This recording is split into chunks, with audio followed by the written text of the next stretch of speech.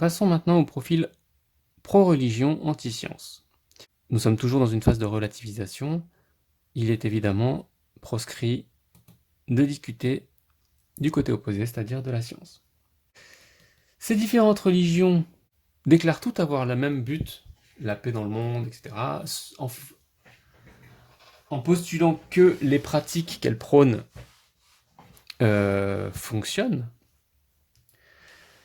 que nous choisissons donc notre religion de façon aléatoire, choix divin, choix personnel, héritage d'un groupe. Qu'est-ce qui nous permet de savoir qu'effectivement nous sommes dans le bon groupe avec les bonnes pratiques?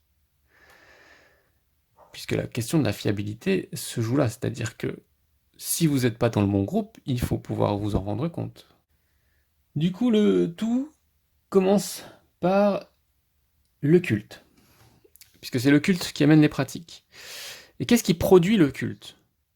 Alors, en fonction des religions, différentes choses produisent le culte. La plus connue, les livres. Maintenant, il y a d'autres moyens. L'expérience.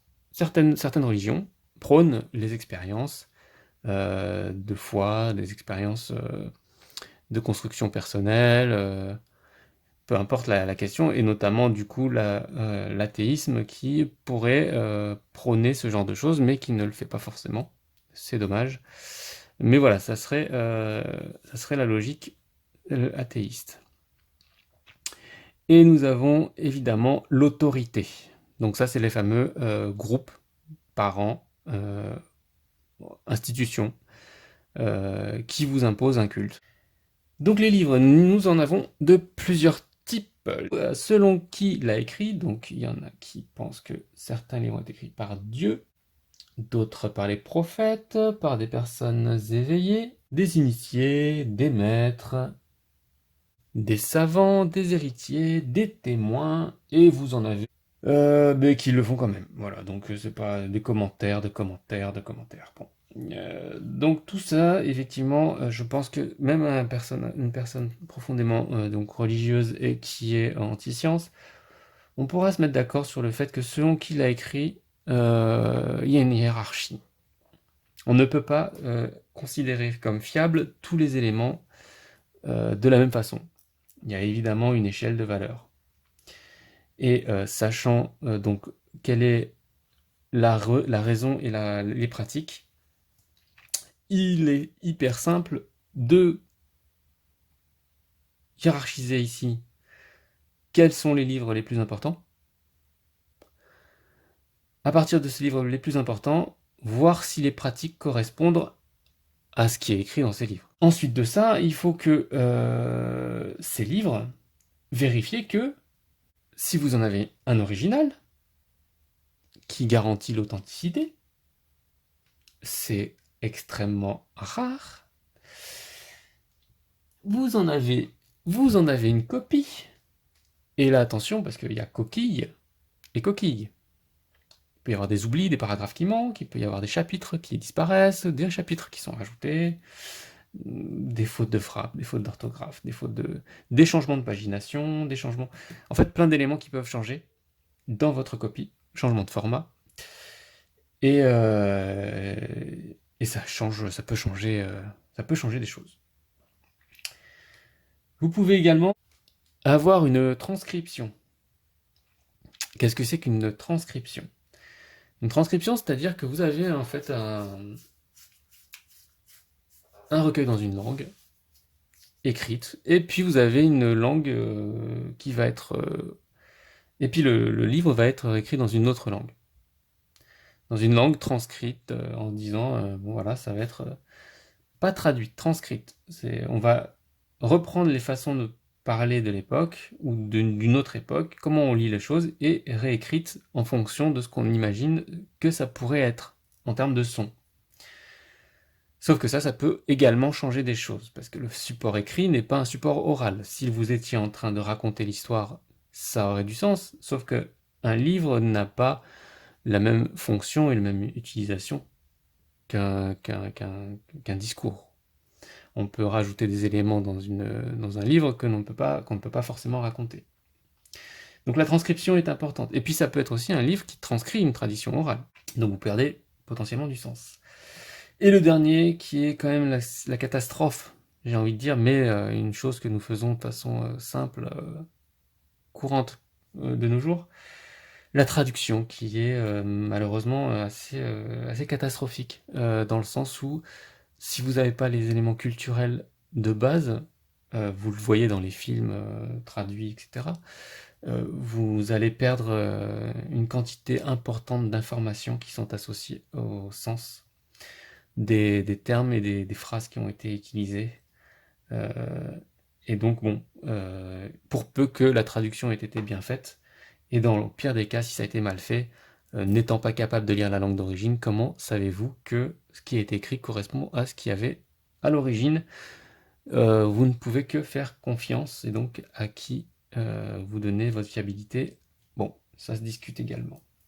Cela mène à se poser plusieurs questions. Donc le côté authentique, mis à part pour quelques religions, vous avez un livre qui a été écrit par Dieu, vous en avez un original.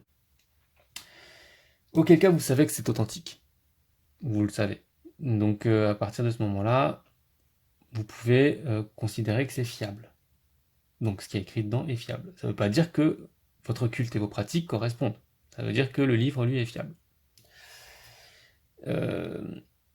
Maintenant, ça peut être erroné. Peu importe qui. Quelqu'un peut faire une erreur au passage. Donc les êtres humains sont imparfaits, leur façon de comprendre et de recopier est imparfaite, leur façon même de décrire leur témoignage peut manquer des choses, et peuvent se tromper par mauvaise interprétation, notamment aussi. Mais vous aussi, vous pouvez interpréter ce qui est écrit. Donc ça, entre les différents auteurs, les copistes, les traducteurs, les interprètes, vous avez des problèmes d'interprétation, et cela va provoquer une fiabilité ou une non-fiabilité. Et la dernière, donc la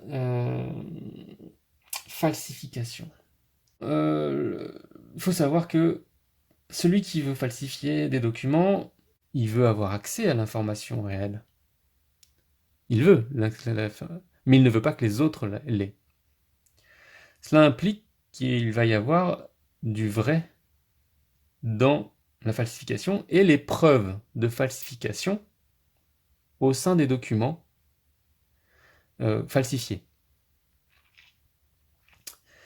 L'objectif étant que celui qui a voulu tromper puisse, en transmettant les bonnes informations à ses héritiers, aux gens avec qui il est, à son groupe religieux, il veut conserver le culte et les pratiques qui conviennent pour eux, et donc de faire en sorte que les leurs, ce groupe, puissent se rendre compte que les documents sont falsifiés.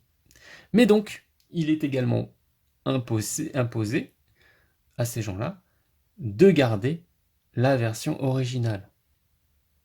Sans quoi, ils vont tous se faire avoir et leur capacité à avoir les bonnes pratiques va disparaître avec les falsifications. Ce qui est en soi un côté positif dans la chose, c'est qu'un falsificateur écrira toujours des choses réelles et mettra toujours en place des erreurs de façon à démontrer la fausseté d'un document qu'il a produit. Donc ça, c'est à double tranchant, mais c'est important à savoir que globalement, ça existe et que votre livre de référence est peut-être falsifié, mais que s'il est falsifié, vous en aurez probablement des informations importantes qui y seront codées et les falsifications seront visibles. Codées également avec des informations peut-être un peu difficiles à comprendre, mais elles seront là. Donc vous avez constaté que la fiabilité est un gros sujet. Donc on va certainement encore y passer 2 ou 3 épisodes. Sauf si vous avez des questions particulières, auquel cas je prendrai le temps d'y répondre et de les développer.